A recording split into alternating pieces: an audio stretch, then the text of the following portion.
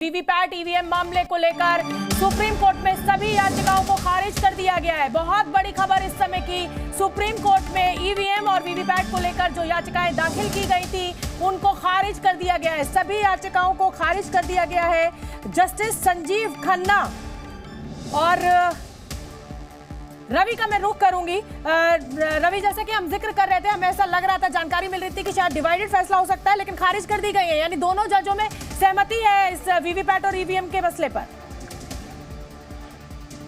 बिल्कुल बिल्कुल, देखिए दोनों जजों ने भले ही फैसला अलग अलग है, उनके राय अलग अलग थी, लेकिन फैसला एक ही है। इसमें कहा है, जस्टिस संजीव खन्ना ने साफ साफ कहा कि फैसले दो अलग अलग हैं, लेकिन दोनों जजों के निष्कर्ष एक हैं। फैसले अलग हैं लेकिन निष्कर्ष एक ही है। जस्टिस खन्ना कहा कि हमने सभी याचिकाओं को खारिज कर दिया है। वीवीपैट से जुड़े जितने भी याचिकाएं थी कि मिलान 100% कराया जाए, चाहे जितने लेफ्ट पार्टी की तरफ से, जो कांग्रेस पार्टी की तरफ से, तमाम तरह के लोगों की तरफ से ये याचिकाएं दी गई थी, सबको खारिज कर दिया गया है। और ईवीएम से डाले गए वोट को सभी पर्चियों से 100% मिलान की मांग को खारिज कर दिया गया। 100% जो मिलान की बात की जा रही थी, वीवीपैट का मिलान किया जाना चाहिए ईवीएम के वोट से, तो ये संभव नहीं है। और कहीं ना कहीं दोनों जजों ने ये पाया है, जो चुनाव आयोग से जो नोटिस दिया था उसका जो रिप्लाई आया है, उसके आधार पर यह फैसला लिया है। तो एक बड़ा फैसला है। देखिए, इस फैसले को लेकर कहीं ना कहीं विपक्ष लगातार मांग करता रहा है, चुनाव आयोग पे कटाक्ष करता रहा है, समय मांगता रहा है, लेकिन उसको समय नहीं मिला। विपक्षी नेता लगातार चुनाव आयोग पे हमला करते हैं, तो कहीं ना कहीं सुप्रीम कोर्ट का ही फैसला है। आप याद कीजिएगा कि 2013 में सुप्रीम कोर्ट के फैसले से ही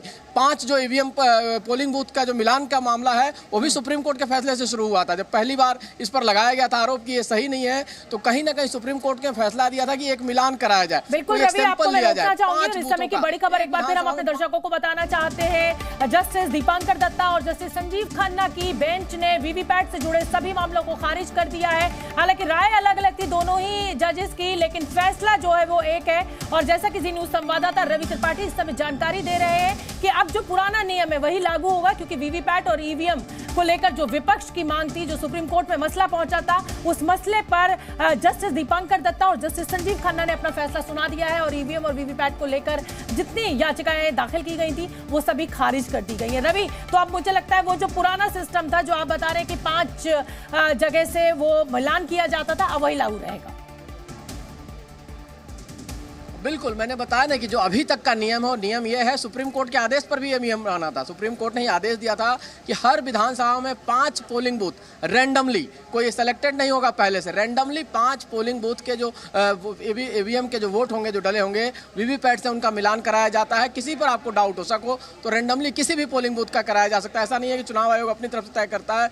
जो पोलिंग एजेंट है वो कह सकते हैं, जो कोई भी पार्टी आरोप लगाती है तो 5 पोलिंग बूथ का जो मिलान कराया जा सकता है ईवीएम से वीवीपैट का, वही नियम रहेगा। अब 100% मिलान कराना संभव नहीं है। संदेह था, सुप्रीम कोर्ट बार बार कह रहा था कि आपके संदेह के आधार पर हम सारे सिस्टम को नहीं बदल सकते हैं, इसलिए चुनाव आयोग को नोटिस दिया गया, उनसे जवाब मांगा गया। लेकिन चुनाव आयोग से जवाब से लगता है कहीं ना कहीं कोर्ट संतुष्ट है। और कोर्ट बार बार कह भी रहा था कि हम चुनाव की प्रक्रिया में दखल नहीं दे सकते, बहुत बड़ा नियम नहीं बना सुप्रीम कोर्ट ने रवि सुना दिया है। ईवीएम और वीवीपैट को लेकर सभी मसलों को खारिज कर दिया गया है सुप्रीम कोर्ट की तरफ से।